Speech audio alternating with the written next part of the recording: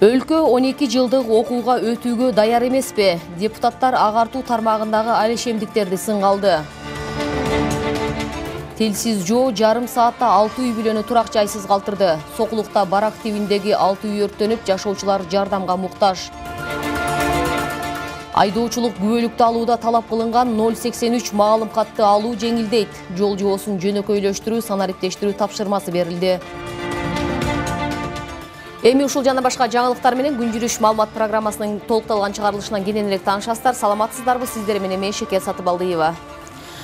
Министрлер кабинетинин төрагасы Адылбек Касымалиев айдоочулук күбөлүктү алууда милдеттүү талап болгон 083 медициналык маалым катын алуунун жол жобосун жөнөкөйлөтүү зарылдыгын белгиледи. Учурда бул процесс бир топ убакытты алат жана эмканадагы 8 адис дарыгерге кайрылуусун талап кылат. Бул тууралуу министрлер кабинетинен билдиришти. Бул процесс 7 күнгө чейин созулуп, жарандарга да, мамлекеттик органдарга да ыңгайсыздык жаратат. Кагаз түрүндө берилип, транспорттук каражаттарды жана айдоочулук курамды каттоо боюнча мамлекеттик агенттикке өткөрүлүп берилген күбөлүктөрдү жасалмалуу коркунучу бар. 2024 жылы өлкө боюнча 175 миңге жакын жаран 083 күбөлүккө ээ болгон деп белгиледи жетекчи. Бул көйгөйдү чечүү үчүн министрлер кабинетинин башчысы саламаттыкты сактоо министрлигине жана транспорттук каражаттарды жана айдоочулук курамды каттоо боюнча мамлекеттик агенттикке атайын санариптик модулдарды жана кызматтарды иштеп чыгууну жана ишке киргизүүнү, ошондой эле бул системалардын интеграциясын камсыздоону тапшырды. Медициналык текшерүүдөн өткөндөн кийин маалым кат автоматтык түрдө агенттиктин маалымат базасына жөнөтүлүшү керек. Бул аны кагаз түрүндө берүү зарылдыгын жокко чыгарат деп баса белгиледи төрага. Жыйынтыктарды 100 күндүн ичинде чыгаруу пландалууда. Улуттук коопсуздук боюнча мамлекеттик комитеттин төрагасы Камчыбек Ташиев Кыргызстанда 12 жылдык билим берүү системасына өтүү туура эмес деген оюн билдирди. Бул пикирин атайын кызматтын башчысы Фейсбуктагы расмий баракчасына жазды. Анда өлкөдө орто мектептерде билим берүүнүн сапаты өтө эле начарлап кеткени, бул маселени чечилмейинче башка системага өтүүнүн кереги жок экенин белгилеген. Андан тышкары 12 жылдык билим берүүнү жактагандар бул чет мамлекетке окууга өтүү үчүн ыңгайлуу экенин айтып жатышканын, бирок Кыргызстанда мектеп бүтүрүүчүлөрүнүн 3-5% гана Европага, АКШга окууга кетип атканын кошумчалаган. Финансылык, экономикалык жагынан да өтө көп зыянга учурап калабыз. 30 миңден ашык кошумча мугалим, 200-үн тегерегинде кошумча мектеп жана башка. Биз алдыңкы мектептерди жоюп, арткы мектептерге теңеп салдык. Бул да чоң көйгөй болду деп жазды Камчыбек Ташиев. Өлкө 12 жылдык окууга өтүүгө даяр эмеспи? Же бул боюнча ата-энелерге кеңири түшүндүрүү иштери жүрбөй жатабы? Ошол эле учурда мугалимдердин эмгек маянасы качан көтөрүлөт? Мына дал ушул маселелер бүгүн Жогорку кеңештин комитет жыйынында да талкууга алынып, билим берүү министрлигинин дарегине бир катар сындар айтылды. Тагыраагы анда айрым депутаттар 12 жылдык системага өтүү ишке ашпай турганын айтышып, андыктан 10 жылдык билим берүүгө эле өтүүнү сунушташты. Билим берүү министрлигине айтылган сындар жана сунуштар тууралуу кененирээк кесиптешим токтолот. Урматтуу депутаттар, бүгүн күн тартибинде Парламенттин социалдык саясат боюнча комитетин жыйынына чакырылган 7 министрдин экөөсү эле келди. Алар маданият жана саламат сактоо министрлери. Мындан улам алгач эле айрым депутаттар комитет жыйынына келбеген министрлерди катуу сынга алышты. Ал тургай ушул тармакты тейлеген министрлер комитетинин төрагасынын орун басары Эдил Байсалов баш болуп, өз келбеген нааразычылык жаратты. Бул жерде жаңы министрлер келиптир дагы, эскилер эмне серый кардинал болуп калды. Жок бери дагында. Мына бул жерде Мирбек мырза отурат, маданият министри отурат. Тиги Орунтаев эрке балабыз жок көрүнбөйт, орун басарлар окшойт. Берки Сабиров мырза кайда, Кендирбаева кайда? Булар эмне? Кендирбаеваны угуп атам, саякатчы болуп дагы бир жака кетти деп. Өз былтыркы жылы 2 министр саякатчы болгон, саламаттык сактоо менен билим берүү. Дагы эле быйылкы жыл тил укту өкмөттөн, дагы деле жок да. Мындан сырткары айрым эл өкүлдөрү социалдык тармактагы министрлер өз ишин жакшы алып бара албай жатканын айтышып, нааразы болушту. Бул боюнча маселени депутат Надира Нарматова айтып, президенттик администрациянын коллегиясына иш жасабаган адамдар эскертүү менен чектелип, тескерисинче иштеп, министрликтердин айыбын жаап жүргөн адистер кызматтан алынганын сындады. Кече эле президенттик аппаратта ар бириңердин жасаган ишиңер боюнча атайын чечим кабыл алынганда көрүндү. Бирок ошол чечимде иш жасабаган адамдар жазаны албай эскертип алып, кайра иштеп, айрым министрликтердин аброюн жаап жүргөн адамдарга сөгүш берилгендиги биз депутаттар сырттан карап турабыз, бардыгына көз жүгүртүп. Мындай баа бергенде жалпы коомчулук да наразы болду. Ошондуктан бүгүн кабинет министринин жетекчиси Байсалов өзү ушул жерде отуруш керек болчу. Ошол эле учурда депутат Камила Талиева билим берүү министрлигин сындап, Кыргызстан 12 жылдык билим берүүгө өтүүгө даяр эместигин айтып чыкты. Эл өкүлүнүн айтымында азыр 12 жылдык окууга өтүү ишке ашпайт, андыктан билимдин сапатын күчөтүп, 10 жылдык билим берүүгө өтүүнү сунуштады. Тагыраагы депутат өз сөзүндө билим берүү министрлигинин башкы максаты грант алуу болгонун сындап, ага ылайык министрликке билим берүү оюнчук эмес экенин эскертти. Мына эл аралык уюм USAID ишенген да булар. Ошол программаны ошолор жасайт деп. USAID-тин 24 проектисин 22си жабылып калыптыр. Эки эле проект калыптыр. Тиги информационный тигиндей мындай. Булар ошолорго ишенип аткан. Азыр 12 жылды бул провал болот. Мен ошончон айтканмын. Элдин баары каршы болуп атат. 10 жылдык өтөлү андан көрө. Ошол улуу Англияда эле тиги СССРдин тиги системасына кайтып атат деп. 12 жылдык эмес, 10 жылдык өтөлү кайра депчи. Билимдин сапатын күчөтөлү дегенбиз. Эми көрөбүз, Сингапурду айтып, Малайзияны айтып отурат.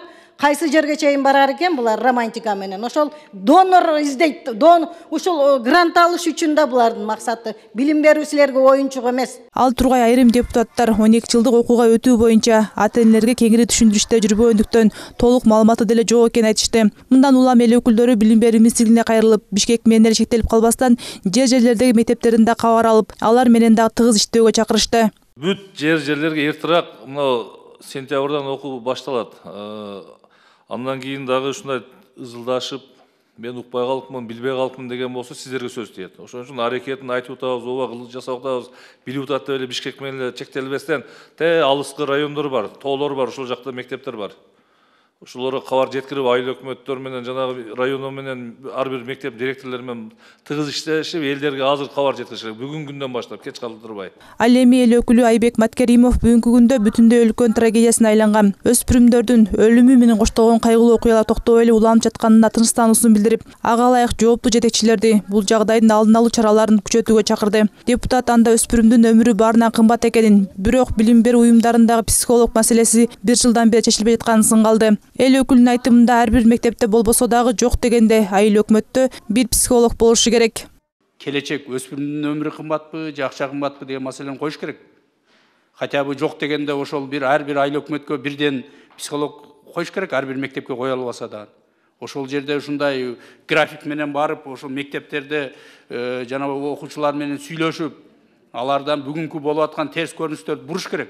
Мен мына канчалаган биздин жарандарыбыз соц тармак аркылуу кайрылып атат, канча маселе болуп атат. Мен бүгүнкү күнгө чейин ушунун артынан жүргүзгөн ишиңерди көрө элекмин. Буга улай эле Маткеримов мугалимдердин маянасынын аздыгын да кошумчалады. Буга чейин министр эмгек акы көтөрүлдү деп айтканы менен иш жүзүндө андай эместигин билдирди. Кагаздагы баа менен агартуучулар колуна алган каражат дал келбейт деген күмө саноосун такташтырды. Бирок билим берүү министринин орун басары мугалимдердин айлык акысы, эмгек стажына, квалификациялык даражасына жана иштеп жаткан чөлкөмүнө байланыштуу берилерин билдирди. Урматтуу Айбек Тураталиевич, биздин айлык акы жана эмгек стажына, билимине, анан жана жүктөмүнө, анан иштеп жаткан жерине байланыштуу да.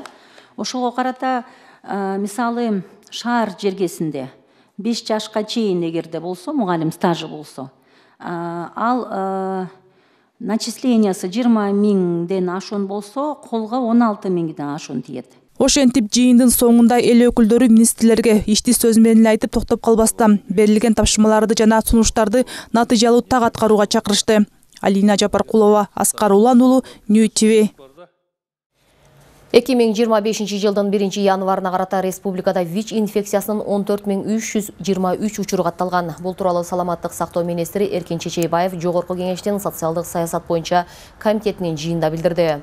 Анын айтымында алардын 3581 каза болгон. 2023 жылдан баштап биз капиллярдык экспресс тесттин жаңы ыкмаларын колдоно баштадык. 2023 жылы 12208 адам текшерүүдөн өтүп, анын 92синде ВИЧ илдет аныкталган. 2024 жылы 16835 адам текшерүүдөн өтүп, 92 адам ВИЧке чалдыкканы аныкталган. Ал эми 2023 жылдан тарта өзүн өзү тестирлөө ыкмасы киргизилген.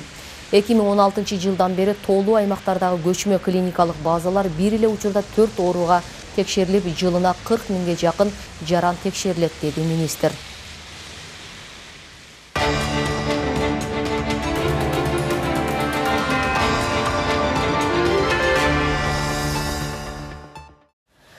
Параны жер тилке менен алган деп атка минер кармалды. Бул тууралуу Улуттук коопсуздук мамлекеттик комитетинен билдирди. Маалыматка ылайык 2007 жылы Көкчар айылынан жарандарга 4,3 гектар айыл чарба жерлери бөлүнгөн. Бул жер көпкө чейин максатка ылайык пайдаланылбай, ээлери аны майда жер тилкелерге бөлүп, жеке турак жай куруу үчүн сатууну көздөшкөн. Трансформацияга мүмкүнчүлүк болбогондуктан Ала Мүдүн филиалынын директорунун орун басары жер тилкесин трансформациялоого көмөк көрсөтүүнү сунуштап, сыйлык катары ошол аймактан 15 сотук жер тилкесин алган. Аталган жер тилкеси шектүүнүн жээнине катталган деп айтылат маалыматта. Атка минер УКМКнын убактылуу кармоочу жайына камакка алынды. Ош облустук ички иштер башкармалыгынын маалыматына караганда 14 февралда Өзгөн райондук ооруканасына денеси көк ала болгон мектеп окуучусу түшкөнү кабарланган. Факт райондук ички иштер бөлүмүндө каттоого алынып, тиешелүү экспертиза дайындалган. Окуя боюнча териштирүү учурунда номер 34 мектептин 11 классынын окуучулары өз ара пикир келишпестиктен улам уруша кетишип, натыйжада бирөөсүн ур токмокко алышып, денесине жаракат келтиришкен деп билдирди Ош милициясынын басма сөз кызматы. Бул факт боюнча кылмыш жаза кодексинин бейбаштык беренеси менен кылмыш иши козголуп, тергөө амалдары жүргүзүлүп жатат. Бишкекте номер 52 каттамдагы автобус окуучу кызды сүзүп кеткен видео жарыяланды. Маалыматка караганда кырсык бүгүн болжол менен саат 14:10 Бишкектеги 12 Кичи районунда катталган. Окуянын күбөлөрүнүн айтымында кыз жөө адамдар өтүүчү өтмөктөн өтүп бара жаткан. Жерине барган тез жардам кызматы кызды алып кеткен жана ооруканага жаткырылган. Милициянын кайгылуу кызматы жеринде кызматкерлер иштеп жатканын, кыз болжолду 13-14 жашта экенин, аты жөнү такталып жатканын билдирди. Телсиз жоо 6 үй бүлөнү турак үйсүз калтырды. Сокулуктун Кожомкол айылындагы Суу Самыр көчөсүндөгү үйдөн өрт чыгып, телсиз жоо кошуна жашаган турак үйлөрдү каптап кеткен. Кырсыктан 6 үй толугу менен күйүп кеткен. Мындан улам жарым саатта балдары менен көчөдө калышкан жашоочулар президент Садыр Жапаровго, УКМК төрагасы Камчыбек Ташиевке жана кайдыгер эмес жарандарга кайрылып жардам сурашат.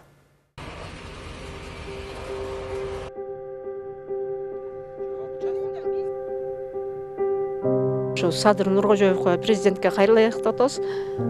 Бизди ушундай абалда калтырбай бир жардам береби деген ой кетип атат. Билбейм эми кандай жардам бере алышат. 5 баласы менен көчөдө калган Нурила Мамырова президент Садыр Жапаров, УКМК төрагасы Камчыбек Ташиев жана кайдыгер эмес кыргыз элинен жардам сурайт. 28 февраль кечки саат 8:30 өтүп, ал жашаган турак үй толугу менен күйүп кеткен. Бул маалда үйдө уктап жаткан 2 кызын кошуналары сыртка алып чыгууга үлгүрүшкөн. Жумуштан келе атып жалбырттаган кызыл жалынды көргөнүн айткан Нурила Мамырова үйдөгү кыздарынын аман калганын айтып, балдарым менен жарым саатта көчөдө калдым дейт. Кудай сактап туруш, балдарым аман калыптыр. Балдарым уктап ичинде калып кетсем не болот эле? Өрттөн өлүп калмакта. Ошондой болуп кетти, ушундай окуя. Ушинтип тамы жок калды, көчөдө калдык. Азыр эми көчөлөп жүрөбүз. Садыр Нуркожоевго президентке кайрылайык деп атабыз. Бизди ушундай абалда калтырбай бир жардам береби деген ой кетип атат. Билбейм эми кандай жардам бере алышат. Ал 5 баласын жалгыз бой багып, күйүп кеткен 4 бөлмөлүү үйдү өткөн жылдын апрелинде өз мээнети менен алганын айтат. Турак үйдү сатып алганда документте үй сэндвич панели менен салынган деп жазылса, үй күйгөндөн кийин сип панель экенин көрүшкөн. Азыр күйгөндөн кийин билип атабыз сип панель экенин. Негизи сэндвич документаль берди. Изначально ошо жана Тестенко компания деген салыптыр. Биз анткени аны көрбөй калдык, биз колдон колго алдык да, экинчи хозяинбиз. Документально ошо сэндвич панель деп көрсөтүлгөн экен, ошон үчүн госакты менен разрешение берип койгон экен. Бирден ошодон да нарушение болуп, ошодон да возгорание болуп кетти да. Возможно, пожарный нормалар кармаса мындай возгорание болбойт болчу да. Үй барак типте болгондуктан өрт кырсыгы катар салынган 4-үчү үйдөн чыккан. Мисалы 1, 2, 3, анан 4-үчү үйдөн чыкты. Мен деле өтүп баратып ошол жакты күйүп атканын көрдүм. Бияк таза болчу да.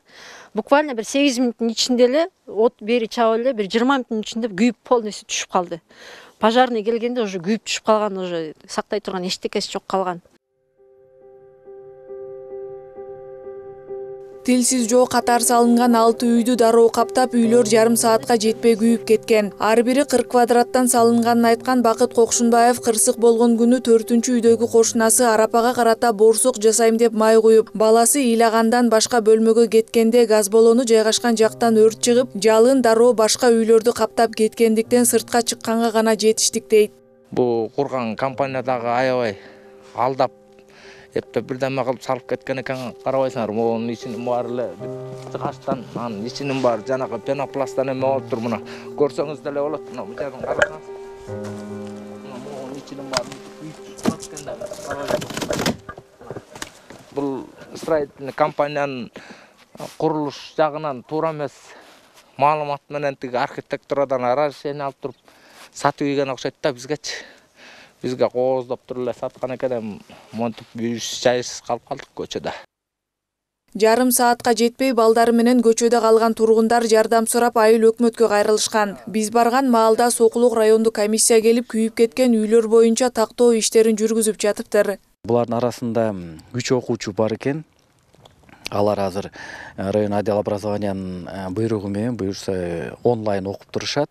Калган 6 үй бүлө туугандарыныкында жайгашылып ошол жакта жашап атышат. Биздин айыл өкмөткө бул жерде тургундар арыз менен бүгүн кайрылып атышат. Буюрса кеңешке салып, алардын чечими менен бир материалдык жардам бергенге даярбыз.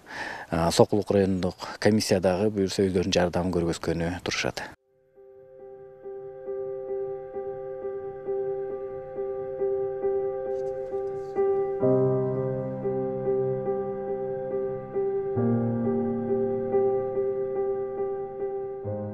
Тилсиз жоо Заматта 6 үй бүлөнү үйсүз калтыргандыктан тургундар New TV телеканалы аркылуу бийликке кайрылып жардам сурашат. Урматтуу кыргыз элим, ушундай бир жаман окуя болду. Бул ушу үйлөр Тестам компаниясы салынган. Сэндвич панель деп киргизиптир да. Анан госструктураны текшериш керек. Бул кандай эме менен принимать этилген да? Ороз айынын башында эле ушинтип үй жайсыз калып калдык.